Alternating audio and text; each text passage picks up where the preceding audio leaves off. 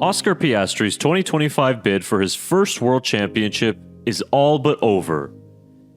3 races remain and anything could still happen, but last weekend's race in Brazil shows that Piastri is down for the count. A frustrating result after DNFing in the sprint and following it up with only a P5 while his teammate cruised to a weekend sweep at Interlagos.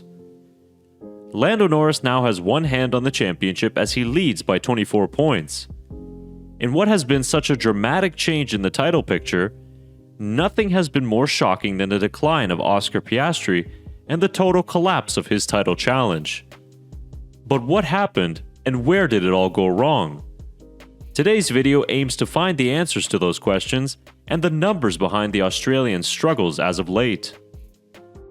We must first start by looking at the earlier parts of the season to paint the full picture of this collapse. Piastri took the championship lead back in April at the Saudi Arabian Grand Prix, and he held that lead for 15 straight races until it changed recently in Mexico. His biggest lead was that of 34 points after Zandvoort, a race in which Norris did not finish thanks to a mechanical issue. After a Grand Slam Dutch weekend, Piastri headed to Monza 34 points ahead of his teammate and 104 points ahead of Max Verstappen.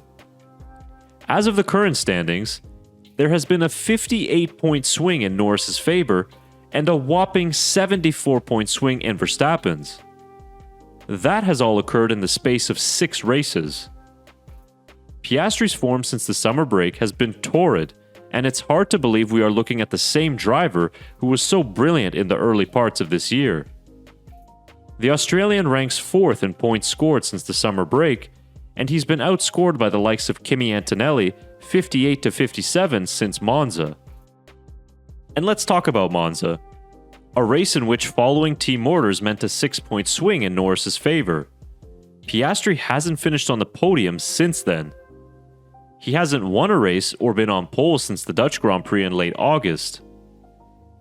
That fateful weekend in Baku, where Piastri crashed in qualifying, jumped the start, then crashed out a couple corners later, seems to have totally broken the young star's confidence. Nobody at that time could have predicted the downfall that was beginning to occur for Piastri. In what was only a 2-way fight for the title, then quickly became a 3-way fight with Verstappen joining the party. That actually could have been good for the Australian, as with Max winning races, even if Piastri finished behind Norris, the points lost wouldn't be as big had Norris won Grand Prix. But the problem for Piastri was he was losing out big to Verstappen and also to his teammate. After Zandvoort, the qualifying head-to-head was 9-6 in Piastri's favor, and now that's turned around into an 11-10 advantage for Norris. The reality is that Norris has been more consistent, and although he hasn't been superb in 2025, he's doing enough to become champion. Since the summer break, he's been on the podium 5 out of 7 times and has 2 poles and 2 wins. Overall in the season, the McLaren duo is actually fairly evenly matched now, with 7 wins apiece, Norris with 6 poles to Piastri's 5, but Norris with 3 more podiums. Lando is only one of 5 drivers in F1 history to score at least 17 podiums in a season.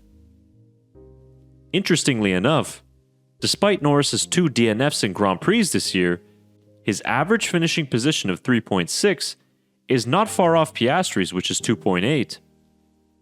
One glaring stat missing from here is that Piastri hasn't outraced Norris on pure pace since the Belgian Grand Prix in late July. Those DNFs have been a critical part to Piastri's 2025 downfall. In the last 54 races, including sprints dating back from Mexico 2023 to Monza this year, the Australian had 0 DNFs. In the last 6 races alone, Piastri has had 3 DNFs. Nobody can expect to win a Formula 1 Drivers' Championship with those kinds of numbers.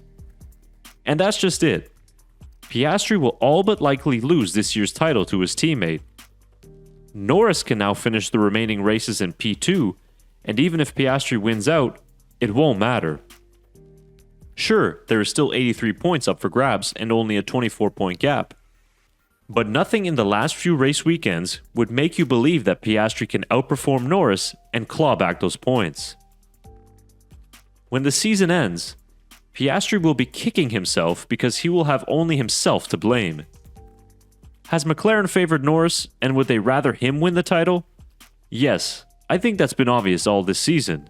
But despite that, Piastri was still delivering results and well on his way to winning the championship before totally falling apart. Norris has been good this season, but not exceptionally great. As the stats showed earlier, it's actually been Verstappen who's been outscoring the both of them since the summer break. Had the RB21 been slightly more competitive in 2025, the McLaren duo wouldn't have stood a chance. But here we are instead, on the cusp of celebrating a driver's first world championship, just not the one that we quite expected. And you have to wonder, will Oscar Piastri end up like his manager, who once challenged for F1's biggest prize and then never again? You never know what can happen in this unpredictable world of Formula 1, and this year's championship is great proof of that.